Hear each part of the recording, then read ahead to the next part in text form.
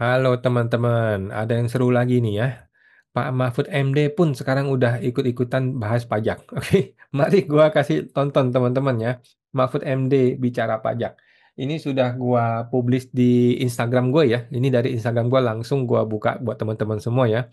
Kita dengarkan, gua share dulu audionya deh. Takutnya nggak dapat audio. Oke. Kita share audio teman-teman ya. Jadi Mahfud MD aja sudah bicara pajak. Untuk video original langsung teman-teman nonton di Instagram gue ya.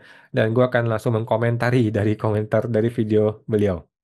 Lah kenapa tax rasionya rendah? Karena di dunia perpajakan itu ada korupsi. Korupsi itu kong kali kong antara wajib pajak dengan pegawai pajak. Kalau misalnya saya, Mahfud MD, itu punya perusahaan, datang ke kantor pajak, Pak saya mau ngitung pajak saya berapa, kantor pajak tuh ngitung, oh pajakmu 50 miliar karena asetmu sekian, pendapatanmu menurut pembukaan sekian. Lalu di situ mulai tawar-menawar, Pak kok mahal 50 miliar, banyak banget, ya kamu mau berapa, kurangi dong. Oke saya kurangi 50 miliar menjadi 20 miliar, yang 30 miliar kita bagi dua, kata pegawai pajaknya. Itu yang dilakukan oleh Gayus itu, yang sekarang masih di penjara itu. Dan orang seperti Gayus tuh banyak di kantor perpajakan. Dia menjadi kantor pegawai pajak lalu membentuk kantor konsultan pajak.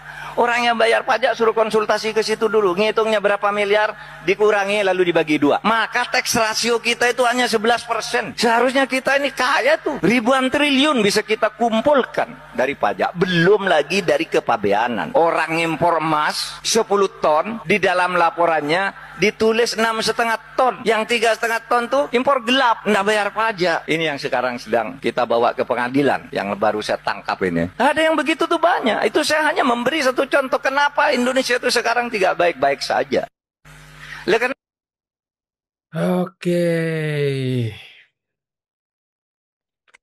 Ya, apa yang tadi Pak Mahfud MD sampaikan itu fakta di lapangan, teman-teman ya. Itu fakta di lapangan. Kenapa fakta ini tidak terungkap? Karena tidak boleh merekam di kantor pajak. Coba kalau di kantor pajak itu wajib merekam dan boleh merekam, maka tidak ada dusta di antara kita, tidak akan ada tuh bagi-bagi kayak tadi tuh 50 M kita atur-atur begitu, nggak ada begituannya. Semuanya akan patuh pada hukum, semuanya akan sesuai dengan hukum. Kalau wajib merekam di kantor pajak, tetapi kan saat ini adalah kantor pajak itu tidak boleh merekam, karena tidak boleh merekam, ya kita atur lah. Lu mau 50 M, nggak sanggup, ya lu maunya berapa? Maunya 20 M ya sudah 20 M. Kita aturin, kita bantu nih ya. Tapi yang 30 kita bagi-bagi lah bos ya. Masa lu gua bantu, lu nggak bantu gua? Kira-kira kan begitu nih si oknum-oknum di negeri Konoha gitu kan. Tetapi seiring perkembangan waktu ya, seiring waktu berkembang, nggak begitu lagi modusnya sekarang. Sekarang modusnya ada SP2DK, ada pemeriksaan, udah keluar angka 50 miliar. Kalau lu nggak mau nego, lu tidak mau kasih uang suap, 50 ini jadi nih barang. Jadi 50 miliar, kalau lu keberatan plus 30%. Kalau lu kalah keberatan lu masuk ke banding pengadilan plus 30% lagi. Jadi 60%. Jadi 50 miliar tambah 60%. 60% kali 50 miliar berapa? 30 miliar. Jadi 50 plus 30, 80 miliar totalnya, Bos. Jadi zaman sekarang ini udah nggak kayak tadi hitung-hitung-hitung kita kita bagi-bagi enggak. Sekarang sudah ada SKP atau SPHP atau pra SPHP. Lu sudah ditembak dulu nih angka 50 miliar di awal.